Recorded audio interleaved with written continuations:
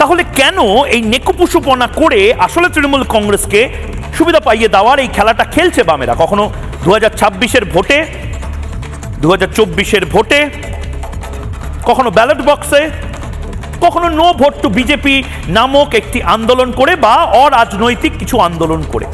আপনারা রাস্তাঘাটে যে বাম কর্মীদেরকে দেখছেন, হামে চাহিয়ে আজাদি, খাটের তলায় আজাদি, মাথার উপরে আজাদি, চুলের ফিতেতে আজাদি, কাজলে আজাদি, দোকানে আজাদি, পেট্রোল পাম্পে আজাদি, সমস্ত জায়গাতে যে আজাদি খুঁজে বেড়াচ্ছে তারা, সত্যসন্ধানীর মতন, ফেলুদার মতন, মিতিন মাসির মতন, র্যাক্সিটের মতন, এই আজাদি তারা খুঁজছে কিসের থেকে?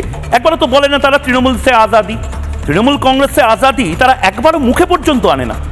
আমি জানি না তৃণমূল কংগ্রেস তাদের ভাসুর হয় কিনা, ভাসুর ঠাকুরপোর নাম মুখে আনে না বলে আমি ছোটবেলা থেকে শুনেছি বিভিন্ন গল্প সাহিত্যে।